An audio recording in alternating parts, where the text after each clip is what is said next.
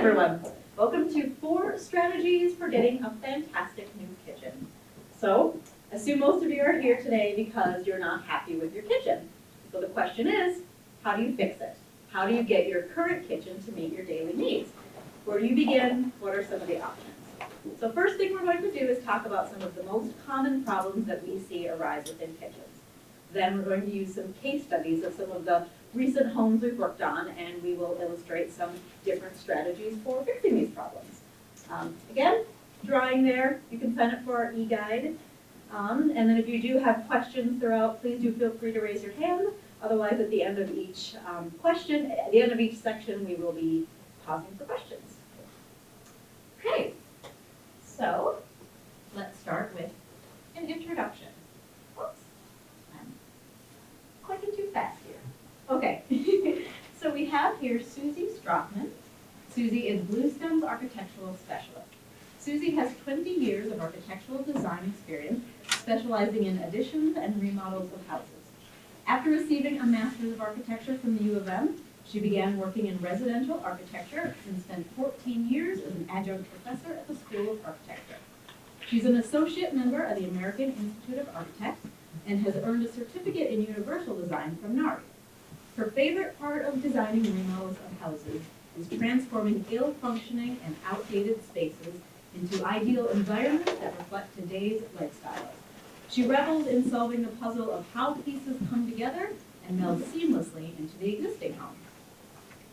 Over here, we have Mike Watts. Mike is Bluestem's kitchen specialist. Not only trained in kitchen design, Mike is a lifelong musician. He uses concepts of music in all of his work and strives to put all of the design elements into perfect rhythm and harmony. He has over 20 years of varied experience improving the function, flow, and aesthetics of kitchens of all shapes and sizes. And I'm Shira, I'm Bluestem's marketing manager, and then I also work with homeowners at the beginning of our process. And let's begin. Okay, so first we're going to kind of just go over some of our main common kitchen problems. So we've identified 4, and the examples that we're going to be showing you will have multiples of these come together. The first one is dated. What that means is that just you walk in and you either think, wow, this is a 50s kitchen, or you think, it's really got some wear and tear. So it's older and it looks it. Remodels is the second piece. That's when somebody has come in and it's a newer space, but there's still some significant problems. They may be, it may be aesthetic, it may be actually functionally strange. A lot of houses that have been flipped may have remodel issues. There wasn't a lot of thought put into how the functionality works going forward. Victims of their era. How this is different from dated is that in older homes, the kitchen was a different place. It was a place that was to be kind of sequestered. It might have small openings. It was made for one cook. It's all got a little bit different feeling than kitchens of today. So that's what victims of the era means. And then layout and flow.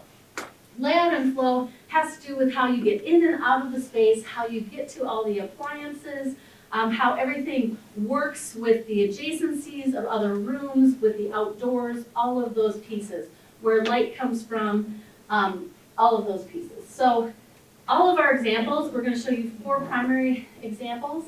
All of these kitchens have at least one of these problems. Most of them have 2 or 3.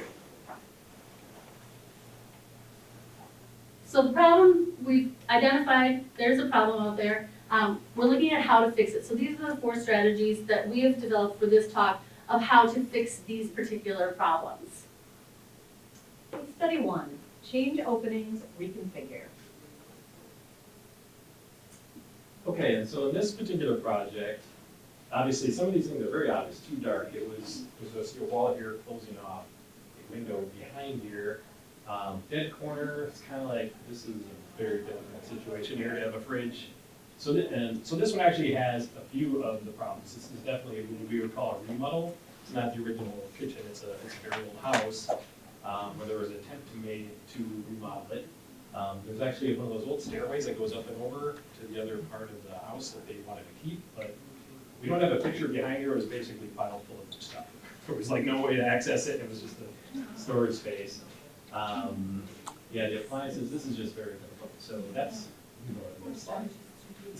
so a little easier to show in the floor plan. So you would come in the back entry and go up the stairs here, except this was all closed off and not being used. So they kind of cram the kitchen into this space. Multiple various sort of difficult ways to get into the kitchen, a pantry here, but no real good flow, and kind of an awkward situation here as well. So trying to come up with a better plan to utilize the existing space. So in this particular case, we weren't trying to add on, we wanted to see, there seems to be enough square footage to work with, but what can we do with it? Another thing to mention is where it sits, it's over close to Lake Calhoun, and they have a beautiful view, a seasonal view out that direction through those windows. You know, they can see the lake at certain times of year, but it wasn't taking advantage of that at all. So you can see by doing a couple of things, we kind of reoriented the whole space. So the back door, we actually changed this so it comes in here, so we could actually create a wall here for something to die into. It seems counterintuitive at times to add a wall, but it made more sense to create that space. We closed up that stairway, which wasn't being used. We actually created a chase here. There was some space. We needed to get some HVAC and things up and through there and plumbing, so we took out that corner, which actually works to eliminate a dead corner in the kitchen with the cabinetry. So now the sink has a view straight out through the back. We're able to open it up to the dining room. We closed this doorway too, which goes to the front entry, because by opening this, there's enough flow to come through this way, and it made a much better space for the kitchen here.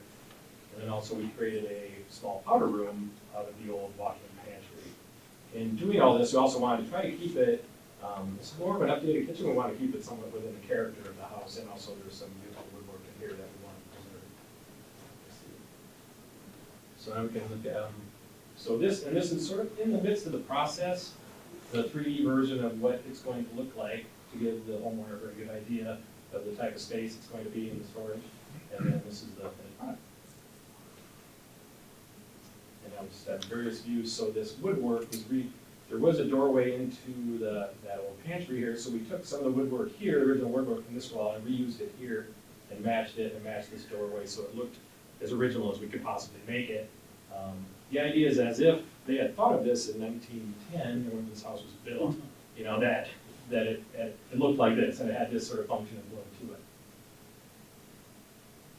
So yeah, that's the view. This is the doorway we closed off, which is, it's one of those things that seems a little counterintuitive, but really, since you can get around here very easily, and it kind of separates those spaces, it allowed us to have this whole wall to put the functions that we needed on there.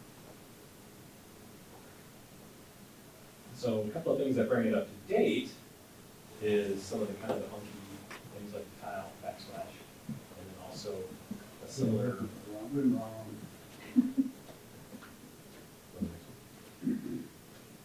kind of tile echoing that from the entry. Now when they come in through the entry, the back entry, they've got some tile there to step into, and then also to the powder room so they don't track into the wood floors in the kitchen. This is the view of the back door. Do we have any questions about this project? That was just brilliant. That's not a question, but that was amazing. Thank you. Yeah, they're very, very, very happy with it. And anybody who came in late, we are doing a drawing for a Whole Foods gift card, so you can sign up over there before. We'll do the drawing at the end. But don't worry about walking by. Okay, study 2, annexing space. Okay, so in this project, there's a couple things were going on. Number one, this family had moved in this house. They had been there for like 6 months. When they bought the house, this is what the kitchen looked like. It was a 1920s house. You can see small butler's door that goes to the dining room here, little eat-in nook. There was another small tight pathway that came down here. But when we got to the project, that wasn't even there because they had had a water event directly above. Toilet had failed, had poured down, and all of this was gone. So since it didn't make sense to put back the same small kitchen that they had before, we looked to is there a way to use the square footage they have already, but annex some additional space? Go to plan. Okay, so you can see here, this is their original kitchen. I'm sorry, this is their original kitchen. I'm not so good with the laser, but I'll get out of the way. And how tight it is here, small opening to dining here, small opening to the back hall here. Look at all this closet storage space right here. So what we were looking to do is use this closet storage space to become part of a larger kitchen. And we knew that kind of off the bat. But in order to make the kitchen truly work, we needed to annex a little bit of this garage space here. Because this family wanted a large island. They wanted a large opening to their dining room, so this could all flow. This is their living room down here, dining room, they got a sunroom out here. They wanted all to flow together. They had 4 kids, they didn't want to be separated from their kids, so they wanted it all to come together. So they were looking for a large island, but with a large island, you need really good circulation. So we needed to get rid of this corner. So let's go to the after plan. So this is what we did for this plan.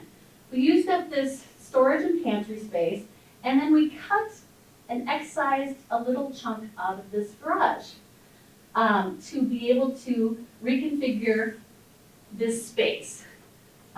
We moved this doorway a little further in towards the top of the screen so that we could get in a really good working back wall of the kitchen. Moved the sink to the island so then it would have views out the backyard.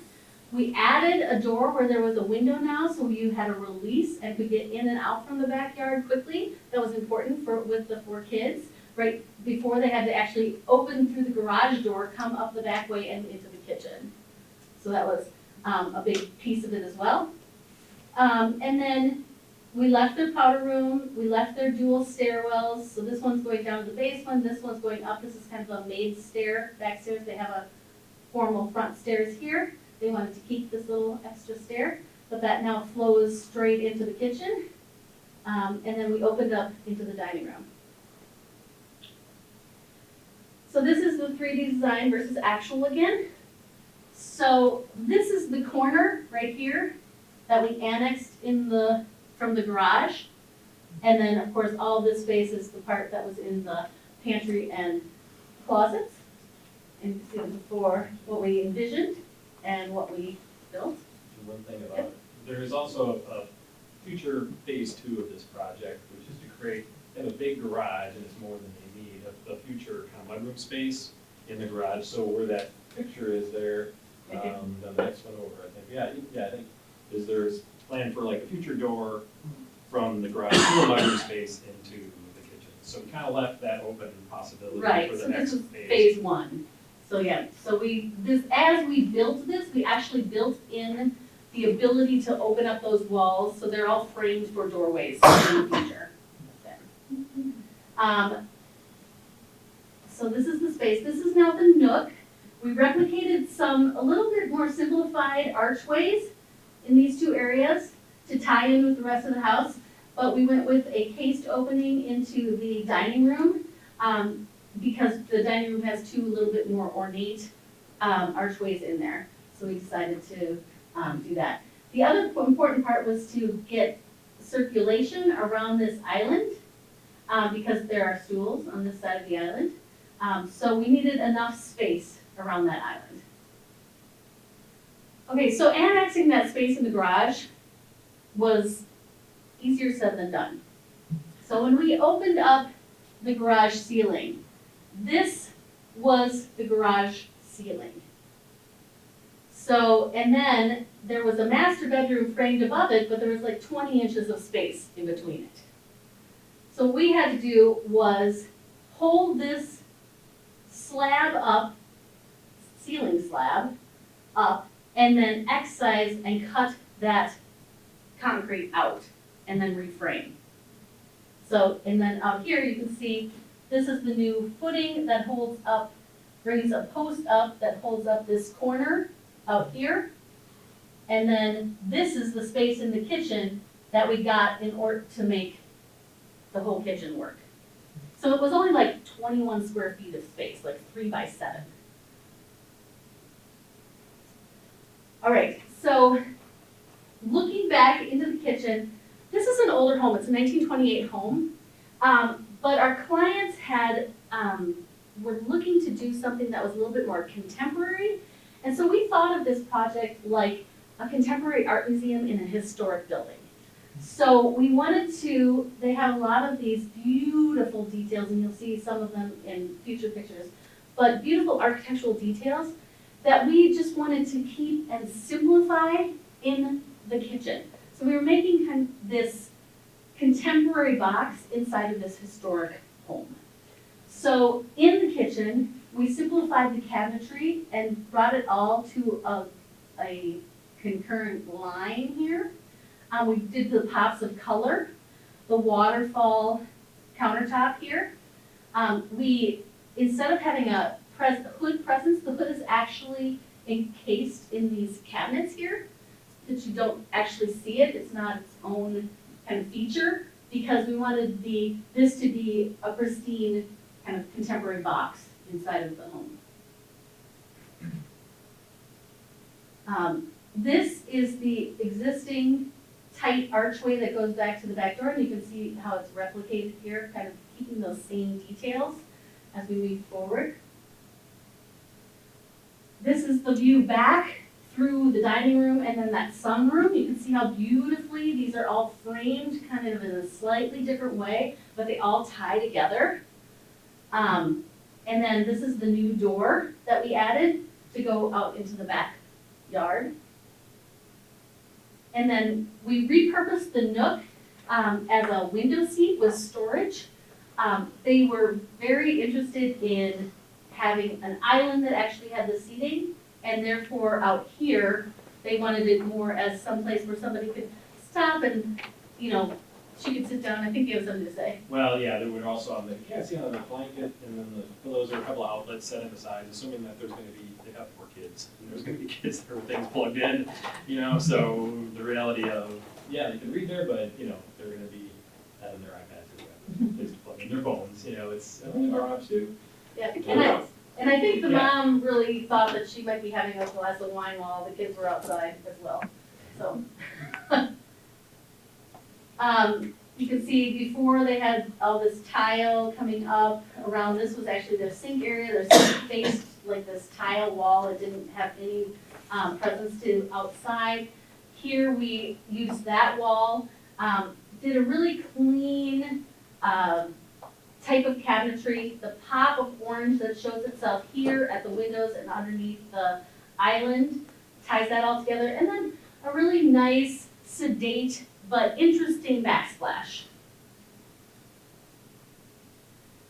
And then they had chosen some higher end appliances. They chose this glass front fridge, which we paneled to match the cabinetry. The fridge, however, did not have freezer in it, so the actual freezer drawers are on the island. There, right here. These are freezer drawers. You didn't actually know that when they bought the fridge, so. It's kind of a later. And the glass fridge is not for everyone, but really like that idea, and then like, that's great. It's freezer, so we found a spot for the, I want to say one thing about the appliances is a little bit, and the placement matters for function, but also for instance the microwave. When you're at the dining room, it's kind of tucked behind, you can't see it because of the island, so. And the beverage fridge is kind of out of the flow as well, so someone can come in. So we kind of think about the look of them, but also the placement of them, you know, the function of them. And the thought with the beverage fridge is that when this gets opened up and the garage becomes more of a family room, that it's right there. That people can get into there without having to cross through the functional areas of the kitchen. Any questions on this project at all? And this one was just a brand new regional winner for. Could you go back to where you did the footings, et cetera? Sure. Slide. Keep going. Finished picture. Yeah, okay. Oh. So the one on the right, Yes. is that the floor of the garage or the floor of the second floor of the house? It's neither. The floor of the second floor of the garage, the floor of the second floor of the house is right here. Okay, so it's. This is like a garage. yes, Into the it's garage. like a fireproof ceiling in the garage Okay. from I don't- 1928. The one on the right then is This the support wall, or support columns that you added in there. So Yeah. did you have to put a footing underneath that Yes. to get below frost level? No, because it's inside the garage perimeter, we did not have to do frost level, but we did have to do a spread footing that would take this load. So it means it didn't have to go Yeah, down didn't as have to far. go down as far. Yeah, Yep, Okay, It's on top of the garage floor. it's actually in the garage floor. Okay. Yeah, there's, That's good. you can kind of see the little square here, and then it's got the little round footing on top of it. But yeah, it's in the garage floor. thank you. I'm being specific here, but these orange colors, was this for about a 30s age couple? They're millennials. They had recently been living in Sweden for a few years. They Yeah. had a little different perspective. Because that's the only thing that I don't like. Is the color. Orange. I mean, Yeah, I would it's a go with specific- something a little more. Yep, So it's a dude. specific Yep. pop. Well, and that's one of those things that's really easy to change. You know, the things that are, Right. like the tile is pretty neutral, so if you, Right, if So you somebody grew got tired in of the there. orange. One thing about this kitchen too is when you walk in the front door, you know, all you see is the original parts of the features of the house, so you don't see the kitchen at all until you come around. So it still has a very formal, 1920s feel when you walk in, but on the sort of more the private side, I guess you would say, it kind of opens up to the backyard, so. But yeah, they wanted something a little funkier, I think they got a couple of these, that was a sidewalk sale for the appliances, so they got a great deal on the fridge and the stove, and you kind of filled in around those with the rest of the pieces, which were the blue stove. Yeah. So that's kind of, that had part of how this started, and how the colors and things started. any other questions? Next. Case study 3, switching space, moving to a new space. So this is a project, this is definitely, I think, victim of its era. It's not a remodel, these are the original cabinets. It was just a very dark, very closed off, very non-functional space in a lot of ways. A lot of clearance issues. What else did it have? It just has so many problems. And so just go to the next one. This is a view from inside the kitchen. So this is the original layout. You would come in the front door, it's a very dark hallway coming into the front door, and then kind of an awkward transition here with this bridge on the end. The house, this is in Prairie, I think, out the back, they're kind of in a really nice woodsy area, and out the living room is here with all these big windows, but you can't see any of it.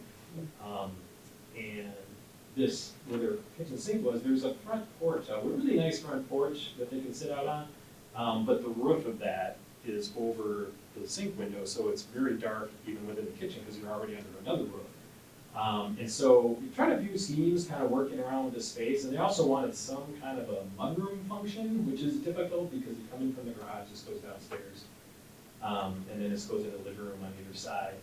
So it kind of took a completely different approach and more of a flip, really. So you can go to the next one. And so to reorient, you're coming in the front door. This is where I like to talk about things that are counterintuitive, which is actually we put a wall here, opened it up here, so we created more of a main entry, almost like a little foyer, and it kind of made a better flow into the kitchen. They have a little piece of furniture they put here for dropping your keys and things like that. I also like to say that you could walk around and grow if you didn't want to, straight through the front door. And so we ended up just kind of flip-flopping the two spaces. Created a little mini mudroom back here from the garage and actually walled this off. So it's one of those times when you wall something off, it seems to be the opposite of what everybody's trying to do, but it depends where you put those walls. And so we created this little extra space and created a corner here so that it kind of lined up with these things, the fridge and the ovens over here. This wall right here this was one big closet, one big bulkhead, so we pulled it back as far as we could for the head height going downstairs. So this is sort of a raised portion here, and we'll see that in the pictures. The two windows here are the exact space as they were previously. They were just raised up to get above the counter. And where there was one window here, we added three, but those were done at the reverse proportion. So they were done a little bit lower, more the dining room height windows, and to kind of open up that space as well. So So this is looking into the new kitchen from the dining area. One specific request, this one also was a little bit appliance driven, that the homeowner had a very particular range top that they wanted, a very particular brand and BTU, so we made sure to fit that in and put a good size hood in for it to take care of that. And so now the new sink looks out over that way, so this is kind of, now you can see through the backyard. This is that raised space. We had to raise this enough to get that headroom going down. This was actually kind of funny, the oven and the wall, oven and a phone. The oven was, that one was actually removable. You could just pull it right out of the wall, which was really useful to measure where those, the stairs were going down to get an exact measurement on that, so we could take it out and put it back. So when you try to open it, the thing would start coming out. And there was probably about 2 feet between this little countertop here for stools and that wall, so nobody could ever get through there. So that became the space. So now the whole place is much lighter and brighter. This is a better use of this space. And even with the 3 windows, it's much, we couldn't really put 3 windows in the kitchen and get the wall cabinets and things in. So with the 3 windows there, it brightens that whole space up, and now you got a nice view out to the porch and out, and a much better entry coming in from the front door. This is kind of where we created that little meeting room. We can't quite see it yet. So here was the view from the dining room into the kitchen before. Now they have a nice view from their kitchen sink. Yeah, so there's that. So on the plan, it looks a little closed off, but it doesn't feel closed off when you walk in. It opens up pretty nicely, but it kind of creates this little den. It makes more of an entry, and then the front coat closet.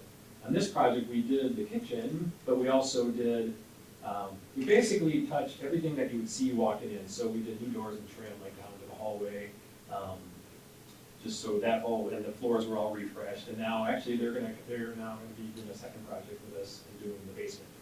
So they basically set the direction of updating the house with the style of trim and the colors and the floors and things like that for future chunks.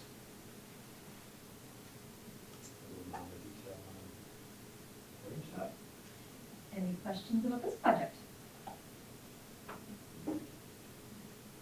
And moving on to case study 4, getting an addition. So finally, if it turns out that you actually don't have the space for your programmatic needs, then we're looking at an addition. So the first 3, we've actually worked within the parameters of what was already built. And here we're going to look at adding, this is actually a quite significant addition, but for this home, this kitchen was cramped. You can see how this lovely 48-inch range with hood is just jammed up against this pantry microwave area here. Super skinny walkways. They had, a garden window that kind of peeked out the back, but not a good connection to the backyard. And then this area up here was an eat-in area, but they had 3 kids and wasn't all that big enough for them. Had some fun details, like some built-ins from the 1920s, late 1920s when it was built, but it wasn't fitting their needs. They had a very formal home, colonial, and they had very formal spaces. So you came in, there was a beautiful formal living room, there's a beautiful formal dining room, but those spaces weren't really being used appropriately by them. What they really wanted was like a kitchen hub with eat-in family area and connected like lounging area, and then a good connection to their backyard. So let's look at the plan. So this is the before plan. You can see there's this small entry that you actually the living room was over here. You had to come down a hall around the kitchen here, or you had to come through the dining room and come through the eating area and get to the kitchen, and then you just kind of eddied around in here. Had to get out one of these ways as well. And then they had added these garden windows to at least give a semblance of more space in there, but they weren't serving them very well at all either. And then this little guy here was like a broom depth cabinet, which wasn't serving them for their backyard at all. So the addition, which actually goes out like this, is where it actually ends. We're just showing you the kitchen part of it for right now. But imagine one more coffered space over here. The addition part of this allowed for a transition from the classical into a more modern way of living, a little bit more of a great room space that's tied together. And that transition turned out to be this butler's pantry. The client was very interested in a butler's pantry, someplace that they could use for beverage storage and for fine dinnerware storage. And this became a really beautiful jewel that made this transition between this super classic home and this a little bit more modern living area. So this is our 3D design. And then our final piece. This is the same range and range hood that was in the original kitchen. So for this kitchen, wanted an open, more open space, give all the appliances room to breathe, still have our access, one of our accesses to the back door here, but we added a little bit of extra room to that closet so that we could actually use that closet for the backyard things that we needed to store. Put in a paneled fridge, made this a storage wall here. This is a working wall towards the back, got a lovely window all clad with tile on that back wall, some open dish storage, lots of drawers, island here with some eating area, but then also this is the eat-in area here. And then of course this beautiful wood top that goes along and makes that blue island pop.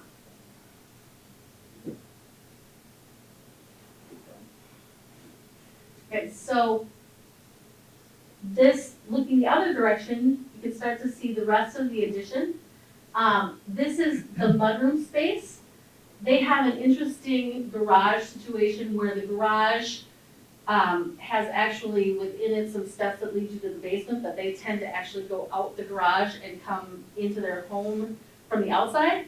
So we built a nice mudroom back here that feeds both the backyard and to their garage. And then they've got a lounge space in this location, and then of course the kitchen space here. And the kitchen space has this work area in the far end. You can see that we did this wood top with the apron front sink, and then all of the beverage faucet, the bridge faucet, I think there's, what are the other things? There's a sprayer and an air gap. Yeah. Yeah. Just a little switch. Yeah, and an air switch for the disposal. It's right there. So looking back out towards the formal dining room here, you can start to get a sense of this transition through the butler's pantry. And this is the butler's pantry. So it ties into the island in the main kitchen. It's got beverage service on this side, storage on this side, and serves as this transition from formal to a little less formal in that back corner. And then this is the rest of that addition. So you can see the programmatic pieces, the little lounge area, the mudroom, the eat-in area. Added an oval window by the back door here for a little bit of interest. We've got a borrow light on the interior that gives light from the back into this space. Some large windows, tall windows here, get light from all sides, really open up to a family living space.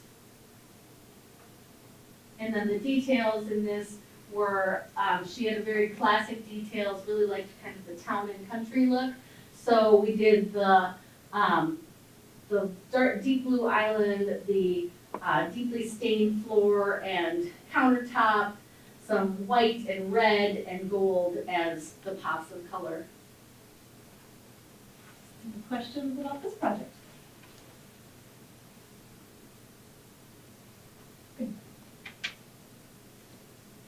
Okay, so we've talked about 4 strategies.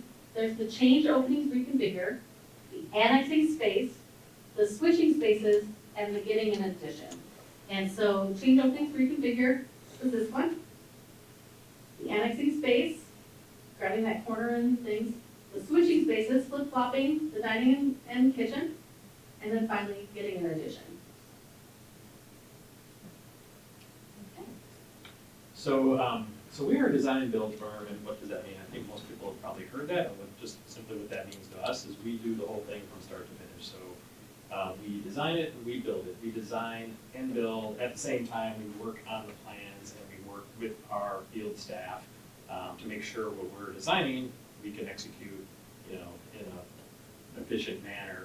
If we have questions about it, it's really nice to have our own staff of carpenters that we can communicate with and ask questions of and meet with weekly, and we're on site all the time, so we control every part of it from start to finish in collaboration with the homeowners.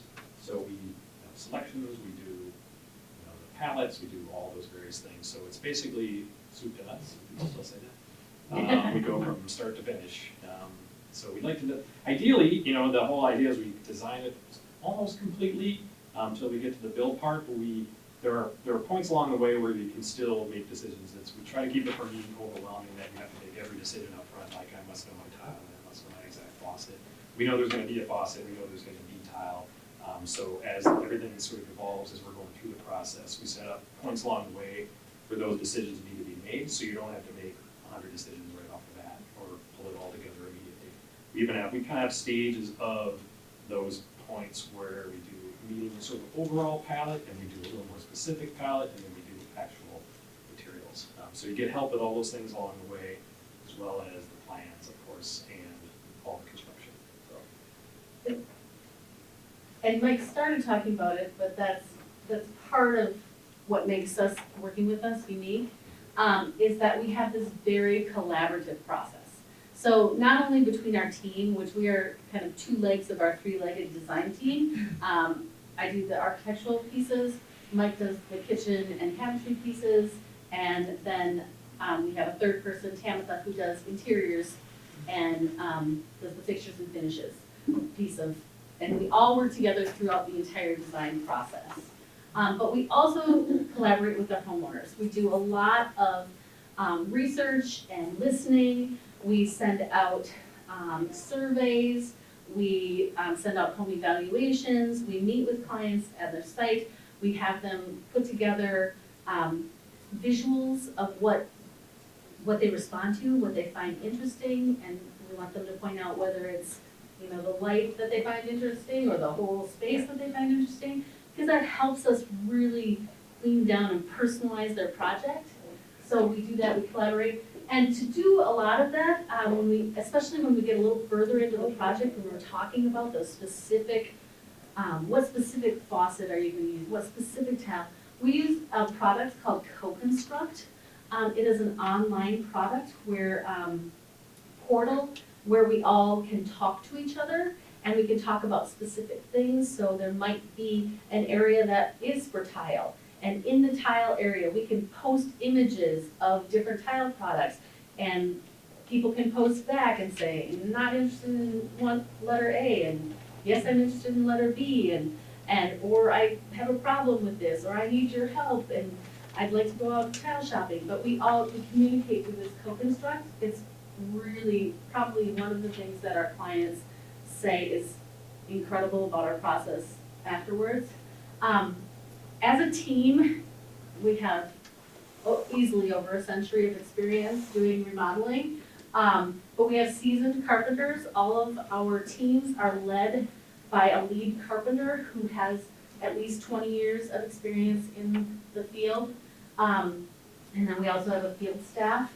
And then we've won several awards. All of the projects, as you've seen, have won Cody Awards, which are given out by NARI, which is the next thing we'll talk about, but we've also won service awards from Build Quality and From House. So Cody Award. So on each of these projects, on the far left side, you saw that an extra little logo image for Cody. Cody stands for Contractor of the Year. And those awards are given out to members of NARI, the National Association of Remodelers. And so the winners of Cody Awards are selected by a blind peer review process of NARI members from a different state. Now the judges do receive an official training on on this process. There's a few different criteria that the CODI Awards are judged by, including functionality, problem solving, aesthetics, craftsmanship, innovation, and the homeowner's needs. So what were they looking for in this remodeling project? And as Susie mentioned before, we just found out this week we won 2 regional awards, which we're very excited about. And all of these projects here that we went over, we have actually the portfolios for, so if you want to look a little bit more into those projects, we have some more information and details about those projects. And more about the story, the backstory of those particular homeowners and what their actual needs were. Mhm. So finally, we just wanted to give you a couple tips before we open up for questions at the end for having a better remodeling experience.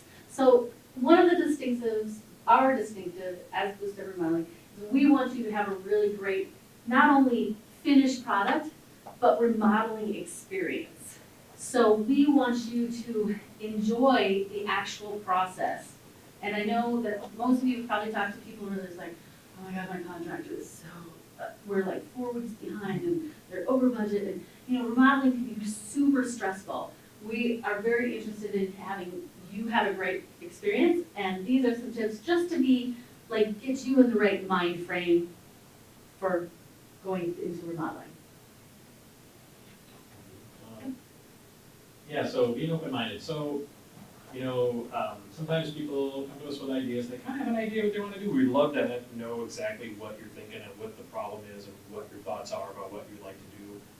And so we'll take that and kind of expand on it. But then some of them, like we showed like the flipped kitchen, that was one of those things that we really thought about until we really got into it and started drawing it out and seeing how we could solve the problem.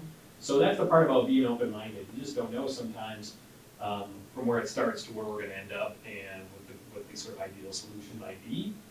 So we'd like to have people think about like the feeling, like what's really bothering you about it. So how can we solve that? But what could even be better? You know, it's great when people say, "Wow, I didn't think it was even this great." You know, I didn't think I'd enjoy it this much. So so that's what we mean by being open-minded. Just kind of like see what possibilities are. The nice thing is we can show you. We can draw it up, we put it in 3D, we can give you some ideas. And sometimes we show people something, they're like, nope. Now that, and like, okay, great, but that's as good. The negative feedback, or you know, at least that rejecting something is as good as liking something, because then we can say, okay, now, you know. And sometimes, really, honestly, the best ones do come out of that.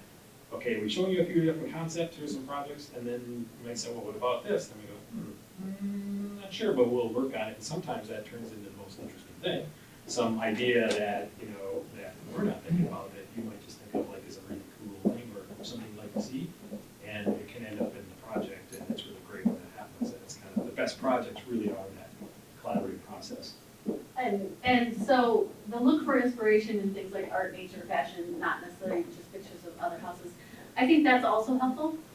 It brings your focus not just to the build, but to the overall things that resonate with you. Therefore, we can personalize your space to something larger than just your current circumstance. So that's really important to just kind of pull yourself out of just kitchens. Pull myself out of the kitchen and think of bigger things. Yep. Yeah, don't be afraid to ask questions. So I think I was just talking about that. An odd request really does turn into, sometimes it seems like, well, I don't know if this will work. This is a crazy idea we have. Like, well, let's hear it and let's just see where that leads us. It might lead us into like a really, it might lead it to an end, but you never know. At least we'll work through that too. Like, well, let's try it and see what happens. You know, let's see what that looks like. Okay. Any more questions?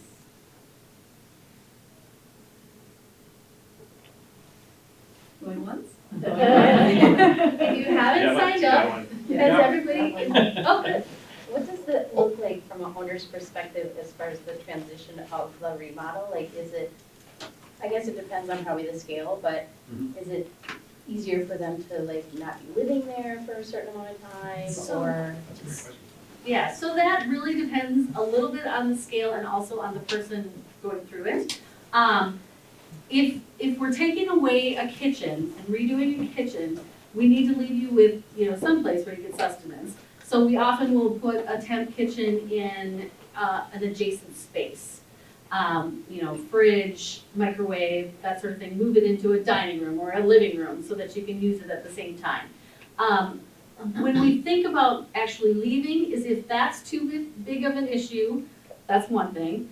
But also if we're touching a ton of other things, and it's just gonna be really hard for you to get in and out of your home in general, then we'd suggest maybe you go someplace else. But in general, most of our kitchen people stay in the home, and we just put a temporary kitchen in another space. Did that answer your question? That did answer. my Okay. question. Yeah. How long did these take? So, I'd say most of those are 14 to 20 weeks. Okay. So part of that, what is the disruption going to be, but also how long is it gonna take, is we also, as our portal, we put together a schedule from start to finish. So once we have the scope of the project, we know where we're gonna start. On our online portal, we'll put up the schedule. We'll need to start here, and then so week by week, you can see what's happening, and you'll know at the beginning the length of the schedule. And So I it should helps be with clear, that's construction. Okay. so Not then the design. Right, yeah, construction, yeah, sorry. I'm like, But once we actually start no, tearing into no. stuff, you know, There's a few months of design. We have a 4-phase design process. So phase 1 is basically getting out there, listening to you, measuring up and drawing up your existing conditions. Phase 2 is actually doing concepts and budgets for things that we, are gonna talk about together. Phase 3 is honing that into a final concept design and then starting to talk about fixtures and finishes, all those things together. And then phase 4 is actually having all of our partners out to your home, giving us quotes and getting a final bid price that we put at the end of our contracts, for our construction contracts. So between that, that's usually, 2 months, sometimes 3 months, depending upon how quickly we make decisions at each point along the way.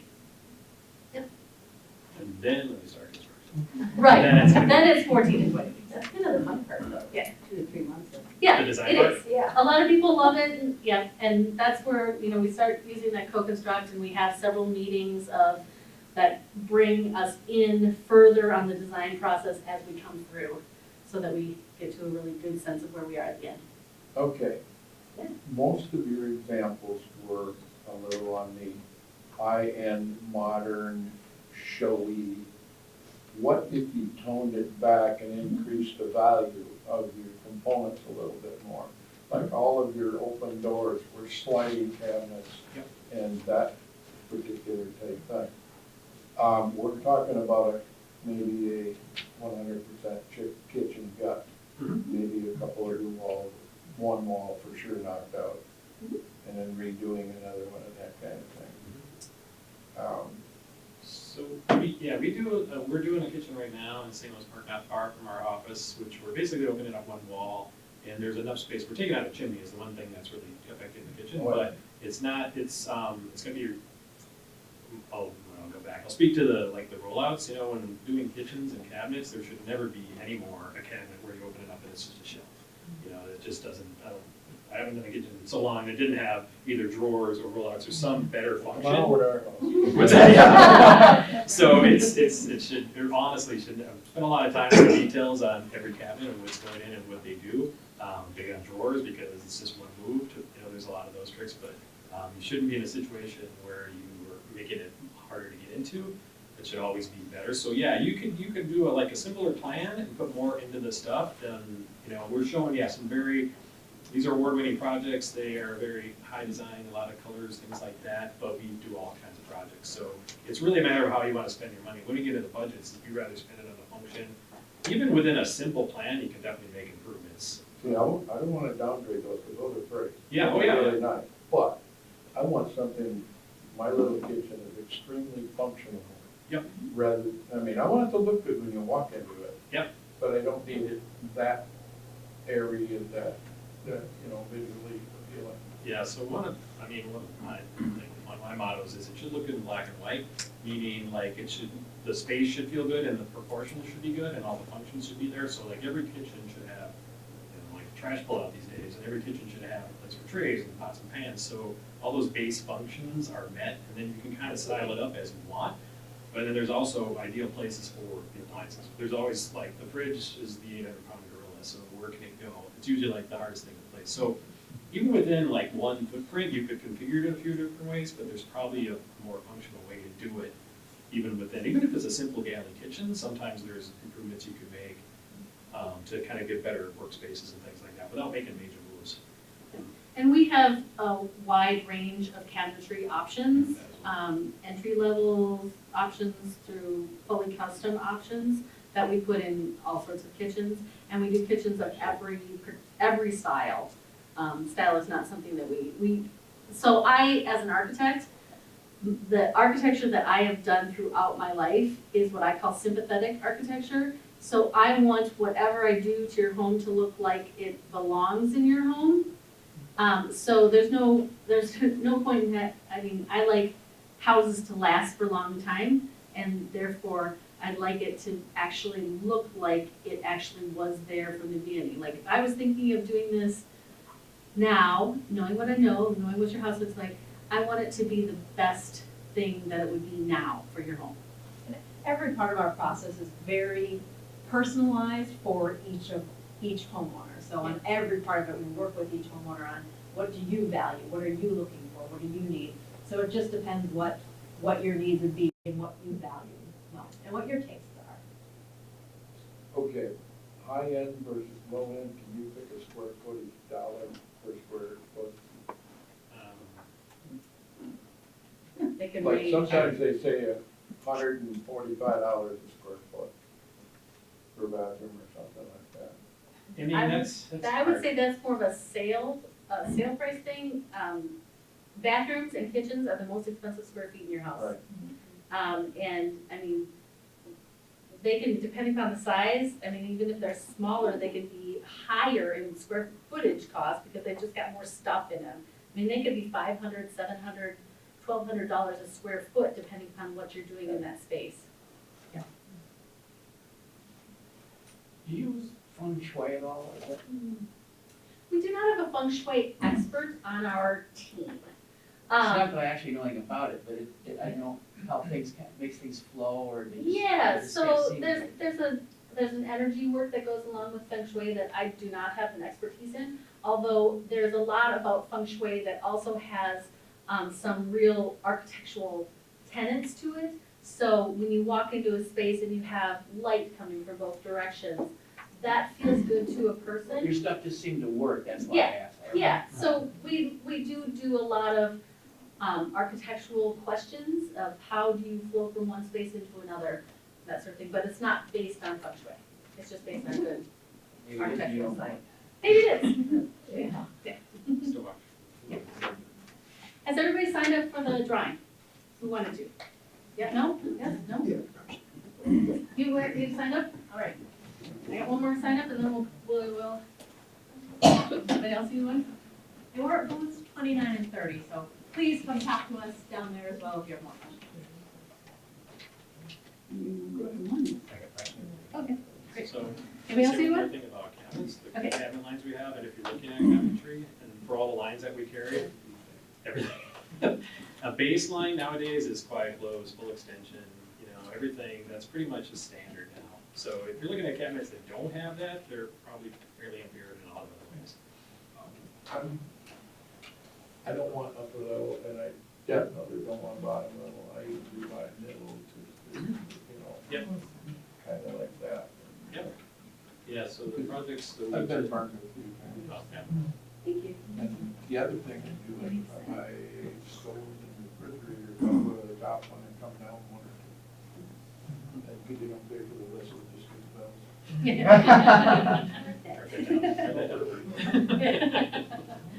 Yeah, sometimes the really high-end ones are not rated that well for performance or reliability, so that's a very important Our thing. son bought a huge refrigerator, well, he's got 4 kids. Mhm. It lasted 3 years. Mhm. And combined with that, $4,000 down. Right? Yep. Okay. Yep, for sure. So we help with that as well. when it comes to pickup line. Yeah, go ahead. M. Kern. You're kidding. Whoever has the most questions. There you go. We're gonna buy a lottery ticket. They sell now. Tiny little grocery bag. Oh, my. Thanks for coming, thanks for venturing out today.